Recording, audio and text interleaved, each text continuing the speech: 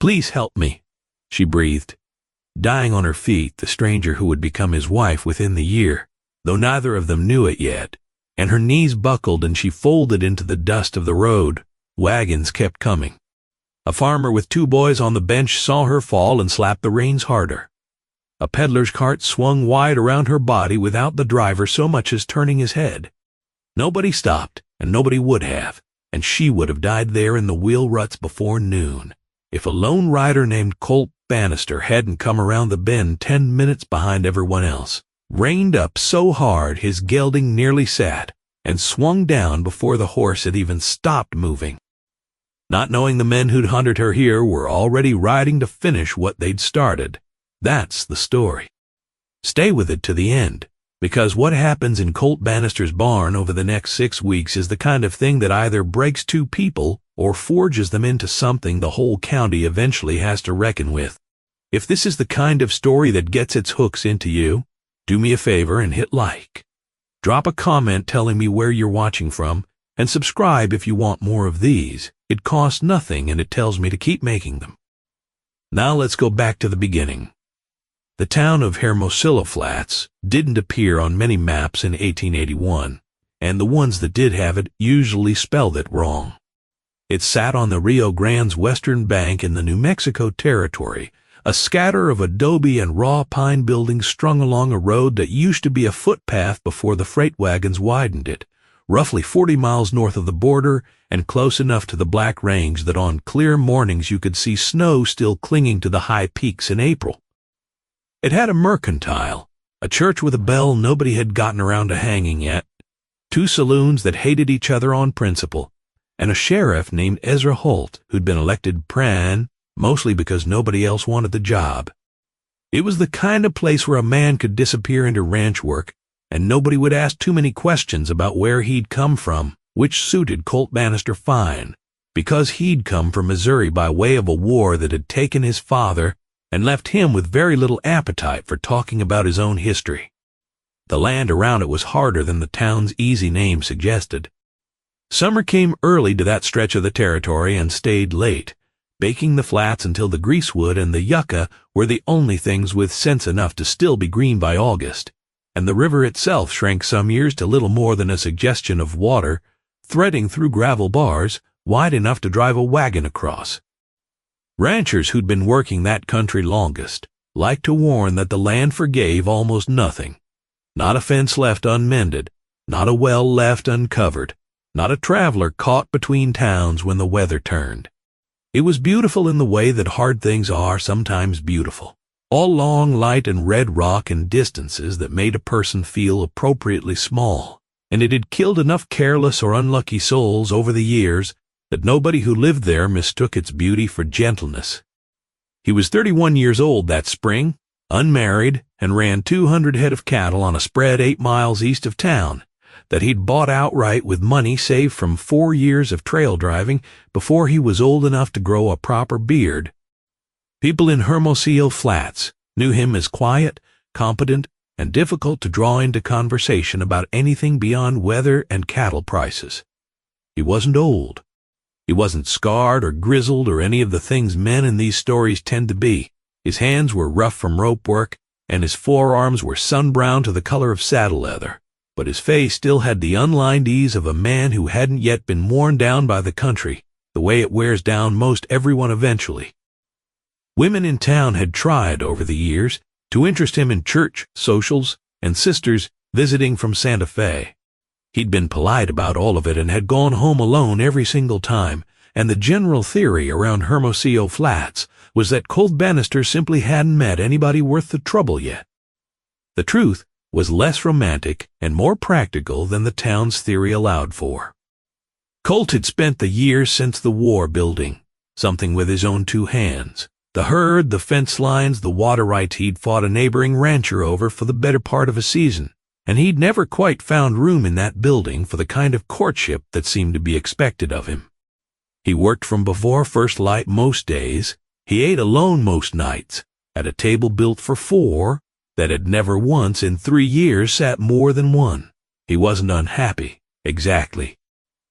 He'd simply arranged his life around work, the way some men arrange their lives around a bottle or a church pew because work didn't ask questions he didn't want to answer, and because the ranch had become, in the years since his father's death and his mother's slow fade afterward. He kept 200 head, healthy through drought and blackleg, and one bad winter that took half the county's herds down with fever. And he'd convinced himself that was enough of a life for a man who'd already buried everyone he'd ever built a home around. That Tuesday morning he'd ridden into town for barbed wire and a new file for his branding irons, conducted his business at the Mercantile with his usual economy of words, and was heading back out along the river road with the sun already hot enough to darken the back of his shirt. He wasn't hurrying. There was no reason to hurry. And that unhurried pace was the only reason he came around the bend by the old cottonwood a full 10 minutes after the wagon traffic ahead of him, and saw what nobody riding faster would have had time to notice, a woman lying in the road who 3 separate rigs had already driven past. He was down off his horse before he'd fully registered what he was looking at. She lay on her side with one arm flung out ahead of her, as if she'd been reaching for something when the ground came up to meet her, and dust had settled into the creases of a doeskin dress that had once been fine work. He could see the beadwork along the yoke, blue and white geometric patterns sewn tight and even. The kind of careful handwork that took a woman days to finish. Her hair had come loose from its braid on one side and lay across her face. When he brushed it back to check for breath, his hand came away against skin so hot it startled him, hotter than the day had any right to make a person fever hot, the kind of heat that meant something was badly wrong inside her. "Ma'am?" His voice stayed low, close to her ear, the way a man talked to a spooked colt. "Ma'am, can you hear me?" Her eyelids fluttered. For a moment her eyes opened, dark and glazed and struggling to focus, and her lips moved again. Not the plea this time, just his name, except she didn't know his name, so what came out was closer to a sound than a word. Some fragment of Apache he didn't understand, and wouldn't for weeks yet. Then her eyes rolled back and she went slack again, and he understood, with a cold drop in his stomach, that whatever plea had gotten her onto this road, whatever effort of will had kept her moving until she reached it, had used up the last of what she had. He looked up and down the road out of old habit, the same instinct that made him check his back trail on the cattle drives, and saw nothing but empty distance in both directions. The wagons that had passed her were long gone, dust settling behind them, the drivers already telling themselves whatever story let them sleep that night. He didn't waste time being angry about it.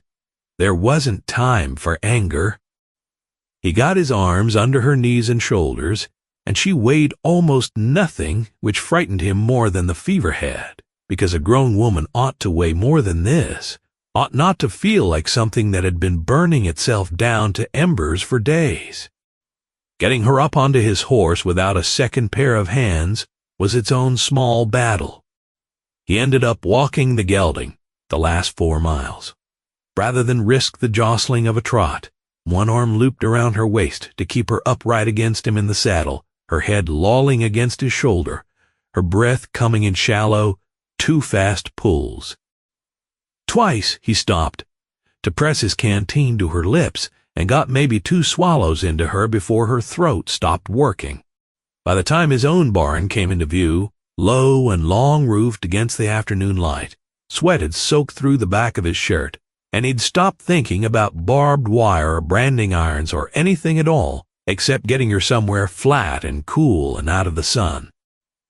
He laid her on a bed of clean straw in the empty stall nearest the barn door, the one he used for sick or foaling stock, because it had good airflow and he could reach it fast from the house. Then he ran for the well, hauled up a bucket, tore a strip from an old shirt, and knelt beside her, wringing cool water over her collarbone and throat and the insides of her wrists, the way he'd seen an army surgeon do once for a man with heat stroke outside Franklin, Missouri. Her fever didn't break. It didn't need to break immediately. He wasn't trying to cure her in an afternoon, only to keep her from cooking from the inside while her body did whatever fighting it was capable of.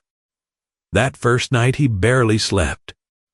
He dragged a bedroll into the barn and lay within arm's reach of the stall, waking every hour or so to check her breathing and press a fresh wet cloth to her forehead, and somewhere around 3 in the morning, her fever spiked high enough that she began to shake. A deep, full-body shudder that frightened him more than anything had frightened him since the war. He'd sat with dying men before. He knew, in some cold, practical corner of his mind, what a body looked like when it was losing the fight rather than winning it, and for a long stretch of that night he genuinely believed he was watching a stranger die in his barn without ever learning her name. He talked to her. Anyway, low, steady nonsense about the ranch and the weather and anything else his tired mind could reach for, on the theory, one his own mother had believed, nursing him through a childhood fever once, that a voice could sometimes reach a person further down than their eyes could open. Whether it was the voice, or the water, or simple stubborn will on her part, the shaking eased before dawn, and her breathing settled into something that sounded for the first time like a person resting instead of a person fighting. He made the ride into town that first morning anyway, against his own better judgment about leaving her, because Hermosillo Flats had no doctor of its own, and the nearest one worth the name lived 2 hours south in a town called Porch Creek. Doc Ainsley was an older man, gruff and efficient, who'd patched up enough cowhands and settlers over the years to have long since run out of patience for questions he considered none of his business. He rode back out with Colt that same afternoon, examined Suni without comment on who she was or how she'd come to be there, diagnosed a bad case of exhaustion fever compounded by dehydration and exposure, and left instructions for broth, quinine bark tea, and rest, along with a warning that she'd likely worsen before she improved, and that Colt should be prepared for a difficult week. Ainsley raised no questions about her people or her circumstances, which Colt appreciated more than he let on, and which revealed something useful about the kind of man Ainsley was. The rare sort who treated the patient in front of him rather than the story he might have assumed around her. It was full dark before her breathing steadied into something less frantic, and full dark again the second night before her eyes opened and actually saw him. She came awake the way a trapped animal wakes, all at once, every muscle locked and ready to run before her mind had caught up to where she was. Colt was sitting on an overturned feed bucket a few feet from the straw, close enough to reach her, far enough that he wasn't looming over her when she woke, which was a distance he'd chosen on purpose after the first night, when she'd startled at even the sound of him breathing. Her dark eyes went to him, then past him to the barn door, then to the pitchfork hanging on the wall, cataloging exits and weapons with a speed that made plain this wasn't the first time she'd woken up somewhere strange and had to work out fast whether she'd live through the next 5 minutes. "You're safe." He didn't move from the bucket. "This is my barn. You collapsed on the road 2 days back. I brought you here." Her jaw tightened. She pushed herself up on one elbow, swayed with the effort, and did not lie back down even though it clearly cost her to stay upright. 2 days. Her English came careful and precise, the English of someone who'd learned it deliberately rather than absorbed it as a child, each word placed like a stone she was testing for footing before trusting her weight to it. "Fever had you bad? You're on the mend, I think, but you ought to lie back down." She didn't. She looked at him for a long moment, really looked, the way people rarely bother to look at each other, cataloging his hands, his boots, the set of his shoulders, whatever information a person needed to decide if a stranger was dangerous.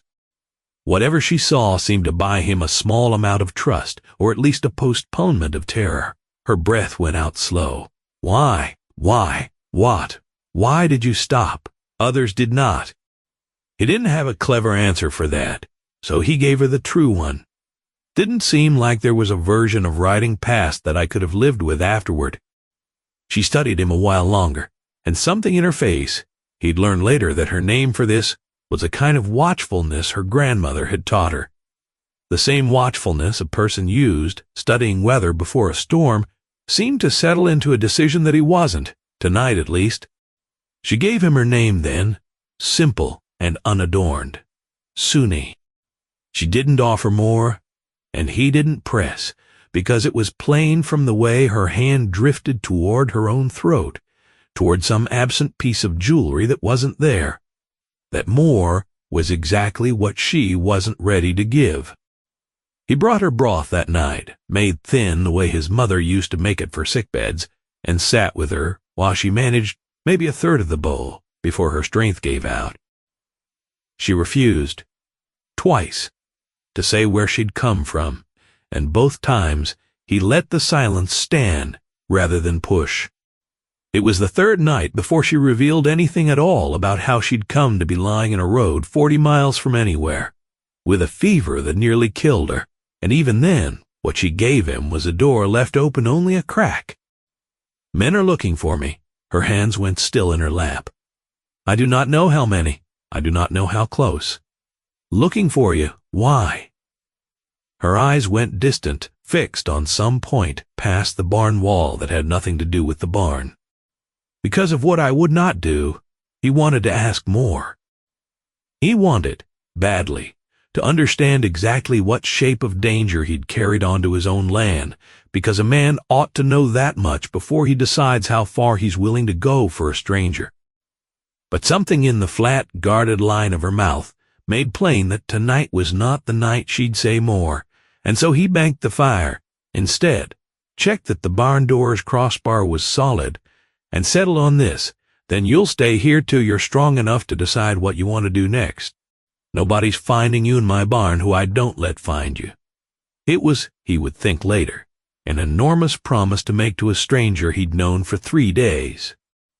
He made it anyway, and meant every word of it, and that surprised him more than almost anything else that had happened since he'd knelt over her in the road. What Colt didn't know yet, what Suni had decided. That third night she was not ready to tell a white rancher whose intentions she hadn't yet fully weighed was the shape of the 6 weeks that had brought her to that road. She was Chien, one of the band's white settlers lumped together carelessly under the name Apache, though her grandmother had taught her that the word itself came from a Suni term meaning enemy, borrowed by Spanish soldiers and then by everyone after them, a label pressed onto her people from the outside rather than one they'd chosen for themselves. Her own people called themselves Nod. She had grown up in the mountains and basins of what the Americans were calling the New Mexico Territory, learning from her grandmother the names of 40 plants that could stop bleeding or ease fever or numb pain, learning from her mother how to tan a deer hide until it was soft as woven cloth, learning from her father. Before an army patrol shot him outside Ojo Caliente 3 winters back, in a skirmish that had nothing to do with him and everything to do with a nervous lieutenant's bad orders, how to read tracks in dust so fine most eyes saw nothing there at all. She was 22 years old, unmarried by her own choice rather than lack of offers, and known within her band for a steadiness under pressure that her grandmother liked to claim skipped a generation and had landed, of all places, on her. When the reservation agent at San Carlos began making arrangements that spring to move families off land they'd been promised in exchange for peace, consolidating bands, breaking up kin groups, handing out rations that were half what had been promised, and blankets that were somehow always a season late, Suni had been one of a small group who'd slipped away rather than accept a life that felt to her like a slow strangulation dressed up in government paperwork. That alone would have been dangerous enough. But 3 weeks into their flight, hiding by day and moving by night through country she knew better than any map, her group had crossed paths with a different kind of trouble entirely. A party of 5 men, not soldiers, not reservation police, but hired riders working for a rancher named Pruitt Dagley, who ran cattle south toward the border and who had decided that a scattering of runaway Indians, a phrase he favored loudly in front of witnesses at the Hermosillo Flats saloon, made for useful scapegoats when his own missing stock needed explaining and useful bounty besides. Since the territory still paid out for captured hostiles turned over to the agency, no questions asked about the difference between hostile and merely unwilling to starve on schedule. Dagley's men had found their camp at dusk. In the chaos that followed, shots fired into the dark, her cousin Taji taking a graze across the shoulder that would scar him for life, her aunt's husband disappearing into the confusion and not being seen again by anyone in the family. Suni had run alone into broken country and had kept running for 4 days on almost no food and less water, doubling back on her own trail twice the way her father had taught her, before the fever that had been building in her chest from a fall into a cold creek crossing finally caught up with her exhaustion and dropped her, at last, onto a road she'd chosen because it was the only flat ground for miles, and her legs had simply stopped being willing to climb anything else. She did not know, lying in Colt Bannister's barn with her fever finally breaking into ordinary sweat, whether Taji had made it clear. She did not know whether Dagley's men were still combing the hills for her specifically, having lost the rest of the group, or whether they'd given up and moved on to easier bounty elsewhere. What she knew, with the flat certainty of someone who'd survived by trusting her instincts over her hopes, was that admitting any of this to a white stranger, even one who'd carried her out of the sun instead of past it, was a door that, once opened, could not be closed again. So she watched him. She measured him the way her grandmother had taught her to measure weather, in small signs rather than declarations, and she gave away nothing more than she had to, and she waited to see what kind of man he actually was, underneath the kindness he'd shown so far. Because kindness bought cheap in the first 3 days had a way of curdling once it cost something. She thought often, in those early days of fever fog and half-sleep, about the last clear image she had of her mother's face, not frightened, not weeping, but furious in the particular quiet way her mother got furious the night the agent's letter arrived announcing the consolidation. Her mother had read the letter twice, folded it along its original crease, and made only one observation. That paper promises were the easiest kind to break because no one had to look you in the eye while breaking them. It was her mother, more than anyone, who had taught Suni that survival was not the same thing as submission. That a person could bend enough to keep breathing without bending so far she forgot the shape she'd started as. Suni held on to that distinction now, the way she'd once held on to her father's hand, crossing a swollen creek, not because she was certain of the ground ahead, but because letting go wasn't a real option left to her. She had been raised, too, on stories that did not flatter the strangers who kept arriving on Nadiland as though it had been waiting empty for them. Her grandmother recounted those stories plainly, without much heat, the way a person recites the weather, the broken treaty at Canada Alamosa, the promised reservation lands that shrank every time someone found silver or good grazing on them.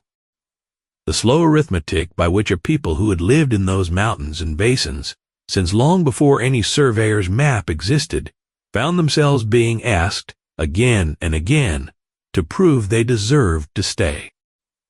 Suni did not trust white men as a category, and she had good cause not to. And she was honest enough with herself, even fevered and half-conscious in a stranger's barn, to admit that a single act of unearned kindness from one rancher did not undo 3 years of watching her people's world narrow by government decree. What it did do, slowly, was make her curious, a small, wary, entirely rational curiosity about whether this particular man might be the exception her grandmother always maintained existed, somewhere, in every generation of every people, if you were patient enough and lucky enough to find him before he got you killed waiting. He turned out, over the following 2 weeks, to be a man who mostly showed his character in small, unremarkable choices rather than speeches. He never once came into the barn without announcing himself first, a habit she noticed on the 4th day, and filed away as meaningful. He brought her food 3 times a day without fail, and when she was strong enough to sit up and eat on her own, he started bringing enough for 2 and eating his own supper on the overturned bucket, a respectful distance from her straw bed, not pushing conversation, simply being present in a way that over time stopped feeling like a threat and started, against her better judgment, feeling like company. He didn't ask about her people more than once a week, and each time she deflected, he let it go without visible frustration. When she finally confessed, 10 days in, that her shoulder still ached from a bruise she'd taken diving for cover during the ambush, he didn't reach for her. He sought permission first, plainly the way a man would before handling somebody else's horse, and only touched the bruised skin after she'd nodded. It was such a small thing. It was, she thought privately, one of the larger things anyone had done for her in a long while. She started helping around the ranch as her strength returned, over his mild objections that she ought to rest longer. She fixed a fence rail he'd been meaning to get to for a month, using a joint technique her father had taught her that. Colt, examining it, confessed he'd never seen done quite that way, and that held tighter than his own methods. She showed him which of the wild plants growing along his creek bank were good for a poultice, and which would make a man sicker than the wound that needed treating, knowledge that made him look at her with something closer to respect than pity, which she noticed and, again, filed away. She was, he came to understand fairly quickly, not a woman built for idleness or for accepting help. She hadn't earned her own way toward. On the 5th day of real strength returning to her legs, he found her already up and moving hay before he'd finished his own breakfast, and when he tried gently to steer her back toward rest, she gave him a look sharp enough that he decided on the spot. It was a battle not worth fighting. She explained it to him plainly enough that evening, sitting across the small fire he built most nights outside the barn door, that among her people, a guest who took shelter without offering anything in return brought a kind of quiet shame on herself, and that she would rather work herself back into strength earning her place than lie in that stall feeling like a burden he was too polite to name as one. He insisted she'd never once been a burden. She believed him mostly, but it didn't change how she'd been raised to carry herself in another person's home, and he found he understood that better than he expected to, since his own mother had raised him on a similar creed about never taking more than a man gave back in kind. It was in that same stretch of days that she began in small pieces teaching him about the world she'd come from, not the flight that had brought her to his road, which she still wasn't ready to speak of at length, but the ordinary textures of a life he'd never had reason to imagine in any detail. She described for him the puberty ceremony her own family had held for her at 14, 4 days of ritual and community that her grandmother had led, and the way it had marked, for her people, not just a girl's passage into womanhood, but a kind of covenant renewed between a person and the land that fed her. She described her grandmother's basket weaving, too, tight enough to hold water, patterns passed down through 5 generations of women, whose names she could recite from memory. She shared these things carefully, watching his face, for the particular kind of polite boredom or condescension she'd learned to expect from white settlers curious about her people, mostly to satisfy a fascination that never went any deeper than novelty. She didn't find it in him.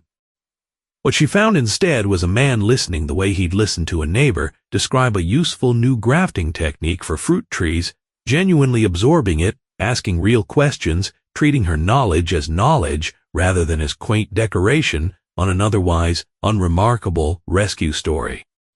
It was a small thing, again, the way so much of what mattered between them arrived in small things it mattered anyway. The suspicion, when it came from town rather than from him. Colt rode in for supplies in the 2nd week and made the mistake, or the deliberate choice, depending how you wanted to read it, of buying a 2nd set of clothes at the mercantile, women's clothes, sized for someone slighter than any woman currently living at his place. Mrs. Sackett. Purnell, who ran the counter and considered the movement of goods through her store a kind of civic intelligence service, mentioned it to her husband, who mentioned it to Sheriff Holt, who rode out to Colt's spread inside of 4 days, with a question he tried to make sound casual. "Hear you might have a guest out here, Bannister, Colt." Mending harness on the porch didn't look up right away. "Might. Folks in town are wondering if it's true what Pruitt Dagley's boys are saying, that there's a runaway Apache woman loose in the county, and that Dagley's offering money for information on where she got to." Now Colt did look up. Dagley's men shot at a camp of unarmed families 2 weeks back, and now they're calling it bounty work. That what you're here to help him collect on?" Holt had the decency to look uncomfortable. "I'm here because it's my job to ask questions when Dagley files a complaint about missing stock and missing Indians in the same breath, and because half the town's already decided you're harboring a fugitive, which is a word that gets people worked up whether or not it's the right word for what's actually happening. I'd like to know what's actually happening, Bannister, before this gets ahead of both of us." Colt set down the harness. He thought about lying and found he didn't want to. Not to Holt, who'd never given him reason to be treated like an enemy, and not by omission either, because omission was its own kind of lie, and he was tired 4 weeks in of dancing around the plain truth of what he was doing and why. "There's a woman in my barn. She near died on the road outside town, and I brought her here, and I've been caring for her while she mends. She's Chihen." Dagley's men attacked her camp. Families, Holt, not raiders, families, and scattered them. And now he wants to turn around and call the survivors hostiles so the territory pays him bounty for turning them over to an agency that was already starving them on half rations. "If that makes me a criminal in this county, you'd best go ahead and arrest me, because I'm not turning a sick woman over to men who shot at children to collect a fee." The silence on the porch ran long enough that A.J. had time to complain twice from the cottonwood by the well. "That's not exactly how Dagley tells it." Holt's tone had gone flat. "I imagine not." Holt studied him a while longer, the same kind of weighing look Suni had given Colt that first night. Colt would realize later, comparing notes, and then he did something that surprised them both. He took off his hat, ran a hand through hair gone thin at the crown. "I've known Dagley 12 years. Man's never once in that time been straight with me when a lie would make him money faster. I'm not going to pretend I love the idea of you keeping company with an Apache woman unmarried under your own roof, Bannister. Town's going to talk regardless what I say. But I'll give you this much. I'm not riding back to report a fugitive to a man I wouldn't trust to hold my horse. What you do out here is your business, till it isn't." It wasn't absolution exactly. It was something more useful, a postponement, a sheriff choosing to look the other way a while longer, which bought Colt time he badly needed, because Suni was still too weak most days to travel far, and the country between his ranch and anywhere genuinely safe for her was crawling, with more of Dagley's riders than either of them wanted to guess at. He recounted the visit to Suni that evening, all of it, because he'd decided somewhere in the last 2 weeks that whatever this was becoming between them, it wasn't going to survive being built on things left unsaid. She listened without interrupting, her face doing the careful, unreadable thing it did when she was working through a decision, and when he finished, she had only one question, every word of it true. Even the part that makes you look like a fool to your own town. Didn't seem like there was a version worth giving that wasn't the truth. She was quiet a moment. Then, so softly he almost missed it over the sound of the horses settling for the night. "My grandmother has a word, accents. It does not translate simply. Closest is something like the good that comes walking toward you when you have stopped expecting it." She looked at him directly, than which she did rarely, and rarer still without some wall up behind her eyes. "I did not expect you." He didn't have an answer polished enough for that, so he didn't try to give her one. He just sat with her a while longer in the dim gold light of the barn lantern, close enough now that their shoulders nearly touched, and let the quiet say what neither of them had words ready for yet. The weeks that followed were, in a way neither of them announced out loud. Courtship, though it looked nothing like the courtships either of them had witnessed growing up. There were no formal calls, no chaperoned parlor visits, no ring purchased at the mercantile under Mrs. Purnell's knowing eye. There was Suni teaching Colt to read the particular tension in a horse's ears that meant a storm was still 2 hours off rather than 1, and Colt teaching Suni, in exchange, the strange geometry of a branding iron's heat, how to judge it by color rather than by a clock nobody out here carried anyway. There was a long evening where she opened up, unprompted, about her father, the shape of his hands, the sound of his laugh, the last thing he'd said to her before he rode out to a meeting with the army that he never rode back from. And Colt in turn told her about his own father, dead at Wilson's Creek when Colt was 11. And the particular silence that had settled over his mother's house afterward and never entirely lifted. There was a morning. She found him already awake before dawn, sitting on the corral fence watching the sky change color, and she climbed up beside him without a word, and they simply watched it together, and something about the ease of that silence told them both more than either of the conversations had. There was, too, an afternoon in the 4th week when a summer storm rolled down off the Black Range faster than either of them had judged it would, and they ended up soaked through and laughing under the eave of the barn, wringing water from her braid and his shirt cuffs, closer together than either had quite intended to stand. She taught him that same week 3 words in her language, water, horse, and a word that meant something closer to steady than to home, though in her people's thinking the 2 ideas weren't so different, since a person who was steady inside themselves could make a home anywhere the land allowed it. He butchered the pronunciation badly enough that she laughed outright, a real laugh, unguarded, the first he'd heard out of her since he'd carried her in off the road, and he decided privately that he'd have practiced those words every day for a year if it meant hearing that sound again. She noticed, too, the particular way he was with his cattle, patient past the point most ranchers bothered with, willing to spend an extra 20 minutes gentling a spooked heifer rather than force her through a gate with a rope and a raised voice.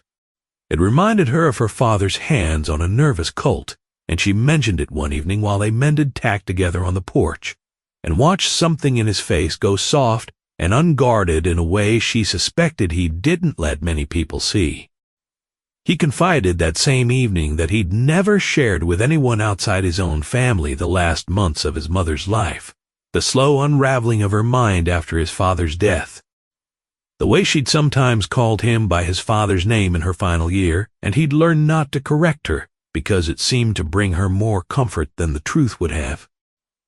Suni listened without offering easy comfort in return, only her steady presence beside him on the porch step, which turned out to be exactly the kind of comfort he needed and hadn't known how to ask for. He kissed her for the first time on a night in the 5th week, after she'd finally moved out of the barn and into the small spare room off his kitchen, a change he'd proposed plainly, without pressure, weeks earlier, and which she'd accepted only once she trusted her own strength to leave if she needed to. They stood by the well in the blue dark, her hands still damp from drawing water, and he sought her permission first, the same way he had before touching her bruised shoulder all those weeks back, and she answered yes with a directness that startled him a little, because for all her careful watchfulness, been a woman who hid what she actually wanted, once she decided to want it. I have thought about leaving. Her forehead stayed against his collarbone, her voice low. Every week I have thought about it. Moving on before I cost you anything, before Dagley's men find this place and burn it for the crime of sheltering me. And every week I decide I would rather face what is coming beside you than run from it alone again. She pulled back enough to look at him. That is not a small thing for me to say. My people do not give ourselves away easily. Too much has been taken already. I'm not looking to take anything from you, Suni. Her name came out the way he'd learned to pronounce it properly weeks back, after she'd corrected his first clumsy attempts with more patience than he deserved. I'm looking to stand next to you for as long as you'll let me. It was, in its plain way, as close to a proposal as either of them needed just then.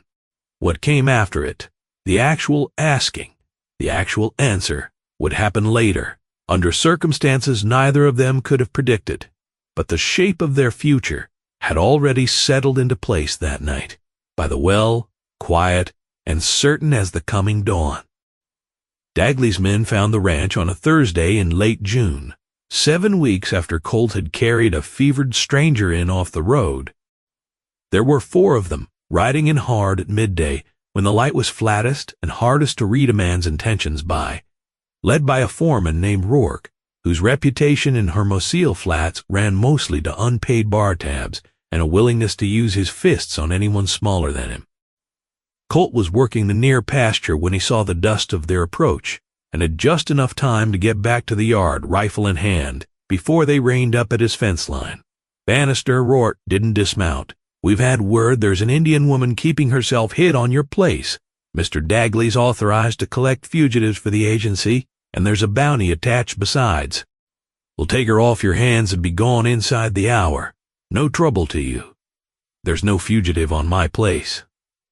Colt kept the rifle low but ready, his voice level. "There's a woman living here who I intend to marry, and who's broken no law I've ever heard of, unless you're telling me now it's a crime to run from men who shoot at unarmed camps and then lie about it in a saloon." Rourke's jaw worked. Behind him, one of the other riders shifted his horse sideways, angling for a look past Colt toward the house. And it was in that moment, a moment Colt would revisit later, on the rare occasions he retold this whole story at all, that Suni stepped out onto the porch on her own, not hiding, standing in full view with her chin level and her shoulders set in a way that made it plain she had made her own decision about how this confrontation was going to go. "You are looking for me." Her voice carried clean across the yard, steady in a way that startled even Colt, who'd grown used these weeks to a quieter version of her courage. "I will save you the trouble of guessing. Yes, I ran from the camp your men attacked. I ran because your employer's rider shot into a camp of families at dusk without warning, and I have spent 7 weeks since then deciding I am done running from men who profit from calling frightened people dangerous." "That's not how it happened," Rourke said, though something in his tone had gone uncertain. "Ask your own men how it happened, if any of them still have the stomach to answer honestly." She didn't move from the porch. "You will not take me from this land today. Not because this man stands in front of me with a rifle, though I am grateful he does, but because I have decided myself that I will not be taken. There is a difference, and it matters more than you understand." The standoff held for a long, taut minute, Rourke weighing 4 armed riders against one man with a rifle, and evidently deciding the math wasn't as favorable as it looked on paper, since a 5th pair of eyes had appeared at the tree line behind Colt's barn. Having ridden out that same morning, on a hunch he'd later admit was mostly instinct, and a distrust of Dagley he'd been nursing for over a decade. "Rourke." Holt's voice cut across the yard, easy and unhurried in a way that somehow made it more dangerous. "You want to explain to me in front of witnesses exactly what authority Dagley's operating under to collect bounty on a woman who's committed no crime in this territory. Because last I checked, that agency paperwork requires a warrant, and I've seen no warrant, and I am getting mighty tired of your outfit treating this county like your own personal hunting ground." Rourke looked at Holt. He looked at Colt's rifle.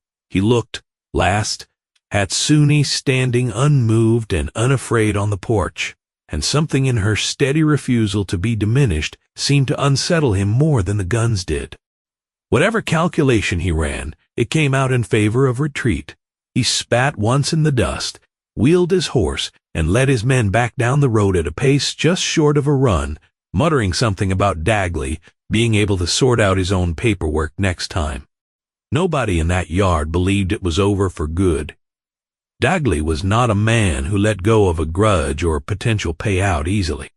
But it was over for that day, and that day was the one that mattered, because it was the day Suni had stood in full view of armed men and chosen, out loud, in front of witnesses, exactly who she was and exactly what she would not be made into. Colt understood, watching her come down off the porch steps with her hands, finally trembling now that the danger had passed, that he had not saved her that afternoon so much as watched her. Save herself, with him simply standing close enough to matter. Sheriff Holt rode into Dagley's outfit personally 2 days later, with a formal warning backed by the Territorial Marshal's office, a letter Holt had apparently been drafting for weeks against exactly this kind of overreach. Tired of watching Dagley's bounty games destabilize half the county's fragile peace with the bands. Whether it was the letter or Rourke's account of a woman who hadn't flinched, or simple cowardice finally catching up with a man who'd built his whole operation on nobody fighting back, Dagley's riders didn't return to Hermosillo Flats that summer or the next. Dagley himself rode out once more, alone, in early July, not to threaten this time, but because Holt's letter had made plain that the marshal's office was now aware of his operation and would be watching it, and a man who'd built his fortune on other people's fear had a fortune's worth of reasons to make peace before that fear turned around on him. He found Colt mending fence in the near pasture and kept a wary distance, as if Colt might still be holding the rifle from the standoff. He claimed stiffly that he'd had no personal grievance against the woman and that his men had exceeded what he'd authorized, an excuse Colt didn't believe for a second and didn't bother arguing with, because the point wasn't to win an apology out of Pruitt Dagley. The point was that Dagley understood. Now, that this particular piece of ground and the woman living on it were no longer worth the trouble of pursuing. He rode off that afternoon, and true to Colt's low expectations of him, never once mentioned Suni's name in the county again. The town took longer to settle than Dagley did. There were weeks that summer when Colt caught sideways looks at the mercantile. Comments dropped just loud enough to be overheard. Questions from men he'd known for years about whether he understood what he was inviting onto his land and into his name. His stance stayed plain every time, without heat, the same as it had been with Holt on the porch. That he intended to marry Suni, that her people had lived on this ground longer than any of theirs had, and that anyone with an opinion about it was welcome to keep it to themselves or bring it to his face. Most chose to keep it to themselves. A handful didn't, and Colt lost what he'd have called friendships with 2 or 3 men over it, which he found, when he actually sat with the loss, easier to bear than expected, proof enough that they hadn't been the kind of friendships worth keeping in the first place. Suni learned, weeks later, through a trader who moved between the reservation and the outlying ranches, that her cousin Taji had survived his wound and made it to family near the Mescalero agency, and that her aunt, though widowed by the ambush, had likewise reached safety. It wasn't the reunion she'd once hoped for. Too much had been taken for it to be simple. But it was survival hard-won and real, and she carried the news of it the way her grandmother had taught her to carry grief, not by setting it down, because some things were never meant to be set down, but by learning to walk steadily with the weight of it. She and Colt were married in September, in a ceremony that borrowed from both their worlds in a way that made Mrs. Purnell scandalized for exactly one afternoon before curiosity got the better of her disapproval. There was a blessing spoken in her language by an elder who'd traveled 2 days to be there, and vows exchanged on the porch where she'd once stood her ground against 4 armed riders, and Sheriff Holt stood as witness with an expression that suggested he was still faintly amazed at how the whole business had turned out.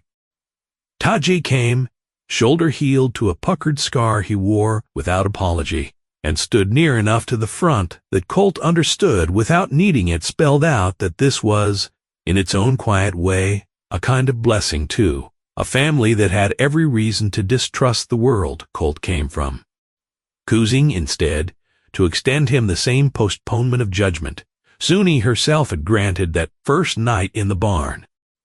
The elder leading the blessing addressed Colt directly at one point in English chosen carefully enough that every word felt deliberate, laying out that a marriage between their 2 worlds was not, in itself, either healing or harm, that it would become whichever one Colt chose every day for the rest of his life. Through the accumulation of small, ordinary choices, rather than any single grand gesture made once and considered, finished. Colt took the words seriously enough that he returned to them privately, on harder days, for years afterward. Colt built her a proper house that autumn, working the timber himself through October, and left the old barn standing exactly as it was, stall and all, because, as he put it once without much explanation needed, some places earn the right to stay. She never did become, in the eyes of Hermosillo Flats, an entirely unremarkable fixture of town life. There was always a certain distance some families kept, a certain coolness at church socials that never fully thawed. But there was also Mrs. Skater. Purnell eventually, learning to trade honestly rather than gossip cruelly, and there were children born on that ranch in the years that followed who grew up speaking words in 2 languages and knowing the names of 40 plants that could heal what ailed a person, taught by a mother who had once been left to die in a road and had chosen, instead, to live loudly enough that nobody in that county ever again mistook her for someone who could simply be passed by. Suni kept her own counsel through those years about how much of her old life to fold into her new one, and the answer she arrived at slowly was as much as she could carry without breaking under the weight of missing what remained out of reach. She rode twice a year to visit Taji and the family who'd survived, a journey Colt joined every time without being asked, sitting quietly at the edge of gatherings where he understood perhaps 1 word in 20 and made no attempt to pretend otherwise. She kept her grandmother's remedies alive in a garden behind the new house, rows of the same plant she'd once shown Colt along his creek bank, and word of her skill traveled far enough over the years that ranch families from 3 counties over eventually came to her door for treatments the territory's few doctors couldn't match. She never stopped being watchful. That particular skill, honed by years of needing it to survive, never fully left her, but the watchfulness softened, over time, into something closer to attentiveness. The ordinary vigilance of a woman who had built a life worth protecting rather than merely enduring. Colt, for his part, never did become a man of many words even after 2 decades of marriage gave the town every opportunity to expect otherwise. But those who knew him well noticed that he'd grown somewhere along the way into the habit of watching the road out past his fence line whenever a stranger's dust rose on the horizon, not with suspicion exactly, but with the particular readiness of a man who had once found something worth everything, and who had decided that Tuesday and every day after it that he would never again be a man who simply rode past. Colt Bannister used to say, when pressed by his own children years later for the story of how he'd met their mother, that the whole of it came down to one small decision, made on an ordinary Tuesday, the decision to keep his horse at a walk instead of a trot on a road he'd traveled 100 times before, to actually see what everyone ahead of him had chosen not to. Suni's version of the story, shared less often, but always more precisely, ended the same way every time that she had asked for help exactly once in her life, at the very end of her strength, expecting nothing, and that a stranger had answered, not because it was easy. Faced with a choice between comfort and doing the harder right thing, simply choose the harder thing, and keep choosing it for the rest of their lives.